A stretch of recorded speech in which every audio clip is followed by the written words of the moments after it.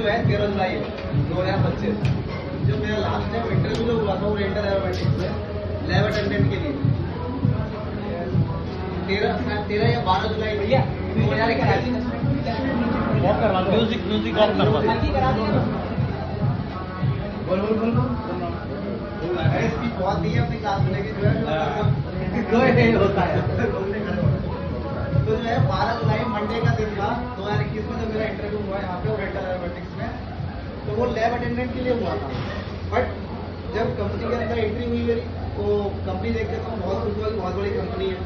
उस केस में जो उस टाइम जो है मुझे प्रोडक्शन में डाल दिया, तो मुझे इतना पता नहीं था कि प्रोडक्शन और लैब ये सब क्या है। बट मेरा ये क्लियर था कि मुझे एमएससी की है तो मुझे लैब में जाना है और लैब अटेंडेंट का इंटरव्यू भी था, तो मैंने ज्वाइन किया। लेकिन अंदर जाने के बाद चेंज हो गया। अब एक बार ज्वाइन करने के बाद तुरंत तो डिसीजन नहीं ले पाया मैं किस चीज़ छोड़ना है क्या करना है। उसके बाद कंटिन्यू में करता रहा प्रोडक्शन में अनुसार के अंडर में। बट वो 6 महीने जो मैंने काटे वो मुझे पता है कि मैंने किस तरीके से काटे थे और मेरी लड़ाई कितनी हुई घर वालों से। मेरी मम्मी से मैंने स्टार्टिंग के 7 दिन या 10 दिन बात नहीं हुई उनसे, बल्कि वो रोती थी छुप छुप के और मैं भी रोता था। मैं यहाँ रोता था आने की वजह से, वो रोती थी कि मैं उनसे बात नहीं कर रहा हूँ। मतलब ऐसी स्थिति थी कि मुझे प्रोडक्शन में करना नहीं है। फिर भी मैंने 3 दिन जॉब करना, फिर 3 दिन छुट्टी मारना। वो सदनाम भैया को कहानी पता है मेरी कि जो है किस तरीके से वो 6 महीने मैंने वहाँ काटे। हर 3 दिन बाद में जॉब छोड़ देता था अपने मन में, मुझे करना ही नहीं यहाँ प्रोडक्शन में। बट मैं घर जाता था, फिर से अपने घर का प्रेशर, घर की कंडीशन, घर की स्थिति, फिर मजबूरी में आना पड़ता था। और साथ में मेरी टीचिंग की तो वो थोड़ा बहुत फाइनेंशियल सपोर्ट है, इस वजह से जो है मैं उसको कंटिन्यू करता रहा। उसी टाइम में मैंने अपनी जो मेरी कोचिंग थी त्यागी सर की कोचिंग, मेरे जो सर थे गुरु, उनका देहांत हो गया बाई चांस कोविड की वजह से, वो कोचिंग मुझे मिली। उसी टाइम सेम टाइम पे मुझे यहाँ पर सिविल डेंटल कॉलेज का भी ऑफर मिला। बट उसी टाइम मैं जब प्रोडक्शन से लैब के लिए आता था रिजल्ट लेने, प्रोडक्शन वाले भेजते हैं ना बार बार कि रिजल्ट लेके आओ, तो हर बार में जब लैब में आता था विंडो पे तो मैं ये देखता था कि अंदर वाले लोग जो है मतलब मेरी जगह वो थी। मतलब मन में मेरे ये था कि मेरा सपना वो है बट मैं बाहर खड़ा हूँ, ठीक। तो वो डेली का था, मतलब मेरी फीलिंग वो डेली जाग जाती थी कि मुझे लैब में होना चाहिए था, लैब में होना चाहिए था। तो सेम टाइम पर पता नहीं जो डेस्टिनेशन या फिर जहाँ पे पहुँचना होता है ऑटोमेटिक वो सब चीज़ें अपने आप बनती चली जाती है। 6 महीने जो रहना था उसका भी कोई ना कोई रीजन होगा। और मैं इस चीज़ को बहुत अच्छे से मानता हूँ कि सब कुछ पहले से तय है, बस जो है हम लोग करें कुछ भी, पहुँचना वहीं पे है। और वो आप कर्म समझो कि हम कर्म करना उस वजह से पहुँचे, लेकिन मेरा कर्म तो टीचिंग में था। बट मैं टीचिंग की जगह पे इस फील्ड में आया। तो उस टाइम जब मेरा 2-3 जगह मुझे ऑफर मिले थे टीचिंग के लिए, जो बहुत अच्छी थी जगह जहाँ पे मेरा सपना था कि मैं वहाँ टीचिंग करूँ। त्यागी सर मतलब जो बरेली का ब्रांड सबसे बड़े टीचर मतलब केमिस्ट्री के, वो प्लेटफॉर्म मुझे मिला। बट वो मैंने इसलिए छोड़ा क्योंकि वहाँ पर उनके साथ मेरी फीलिंग रहती है कि त्यागी सर का नाम लेने के मतलब नाम लेने से मेरे अंदर अजीब सी फीलिंग आती है। मतलब ऐसा लगता है कि मैं वो हूँ और वो मेरा मतलब जैसे कहती ना किसी के लिए जो सच्चा प्यार वाला बात होती है, वो मेरी सर से थी। क्योंकि मैंने उनकी एक चीज़ कॉपी की है, उनके डायलॉग, उनका चलने का तरीका, उनके बोलने का तरीका, इंग्लिश में मुझे ऐसे बात करते थे, मतलब देहाती वाली जो इंग्लिश होती है मतलब ऐसी वाली। तो वो सब चीज़ें मैंने अपनी क्लास में इम्प्लीमेंट की और वो सब चीज़ें मैं रेगुलर करता था। तो जब मैं उनके यहाँ पढ़ाने गया तो पढ़ाने टाइम में जब मैं खड़ा हुआ तो मुझे ऐसा लगा कि मैं पढ़ा ही नहीं सकता, केमिस्ट्री भूल गया। क्योंकि वहाँ जस्ट उनके बराबर में फोटो लगा था, उनका लिखा हुआ जब मैंने मिटाया, मैं भी नाम ले रहा हूँ तो भी मुझे अजीब सा लगा। जब मिटाया तो मिटाने टाइम मुझे ऐसा लगा था कि मैं किसी चीज़ को खत्म कर रहा हूँ, मतलब ऐसी फीलिंग थी। तो मैं 2 दिन वहाँ क्लास ले पाया। 2 दिन क्लास लेने के बाद मैंने वो कोचिंग छोड़ दी, सिर्फ इस वजह से कि वो जगह मेरे लिए सही नहीं थी। वो उन्हीं की जगह है, वो जगह कोई ले नहीं सकता। बच्चे आते, मुझे पता था कोचिंग बहुत चलती, वहाँ पर कम से कम 3-3 हज़ार बच्चा पढ़ चुका है एक टाइम में, एक दिन में।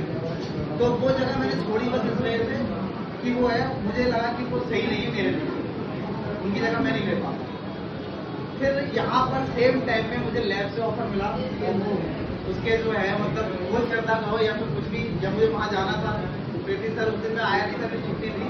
और सर जो है मुझे ढूंढते हुए गए कि जैसे किसी चीज़ को बुलावा आता ना, ढूंढते हुए कि राकेश नाम कोई लड़का है प्रोडक्शन में, उसको जो है वहाँ पे हम लेंगे। तो मुझे पता चला, मैं छुट्टी में था, शाम में ही मुझे खबर मिल गई। एक वो है लड़का जो टैंकर सफाई करता है, निशान ने बताया कि तुम्हें जो है लैब से ढूंढते आए थे सर। मुझे खुशी नहीं हुई कि मतलब हो सकता है कि जगह होगी। जैसे ही मैं नेक्स्ट डे आया तो मुझे पता चला कि जो है सर आए थे, तो मैंने सर से ही बात की, सतनाम भैया को बोला।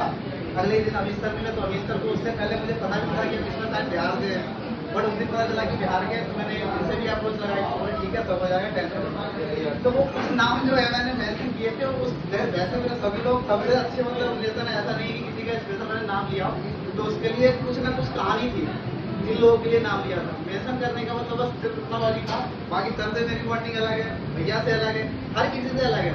हमारे आइडल जो है जबर सर, मतलब लगता है कि अगर लैब में मतलब कोई वर्क को लेके कोई आइडल है तो वो सर को फॉलो करना चाहिए। मतलब मैं अपने आप बता रहा हूँ, बाकी हर किसी का अलग अलग हो सकता है, हर किसी के लिए अलग अलग रिस्पेक्ट है, अलग अलग बात है, अलग अलग कहानी है।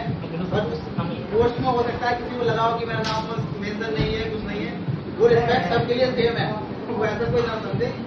तो वो लैब में आने की कहानी सक्सेस हुआ थी, तो सर मुझे लेके आया, ऐसा लगा जैसे कि हाथ पकड़ के लैब तक लेके आया, तो मुझे मतलब ऐसा लगा कि बहुत कुछ मिल गया, क्योंकि मेरा वो डेली 6 महीने का रूटीन था, रिजल्ट लेके आना और फिर वही फीलिंग कि मुझे लैब में जाना था। तो वो सर ने ज्वाइन करवाया। जैसे इंटरव्यू हुआ तो थर्सडे था, थर्सडे में छुट्टी थी, उस दिन बारिश हो रही थी, मुझे अच्छे से ध्यान है। सद्दाम भैया का फोन आया कि तुम अभी के अभी आ जाओ, तो मैं तुरंत आ गया बारिश में भीगते हुए। राहुल सर बोले कि जो है बारिश हो रही, रुक के आते थोड़ा। मैं सर कोई बात नहीं, मुझे पता है कि कहाँ जाना है। मेरा इंटरव्यू हुआ, इंटरव्यू में अब इंटरव्यू की कहानी सुनिए आप। मतलब इंटरव्यू में मैं नहीं मानता हूँ कि मैंने इंटरव्यू बहुत अच्छा दिया होगा, क्योंकि इंटरव्यू का एक अलग एक्सपीरियंस होता है, वहाँ पे नर्वस हो जाते हैं, मेरी नॉलेज जो भी थी वो सब साइड हो जाती है सबकी, वहाँ पर कुछ अलग कहानी चलती है।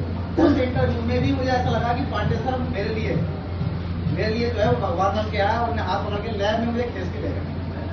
लेक बकायदा मैं गया, मुझे चल रहा था तो मुझे सीन नजर आ रहा था कि जैसे वो ऊपर है और मेरा हाथ पकड़े में मुझे लैब में ले जा रहा हूँ। मैं साथ में गया था उनकी क्यूसी के अंदर।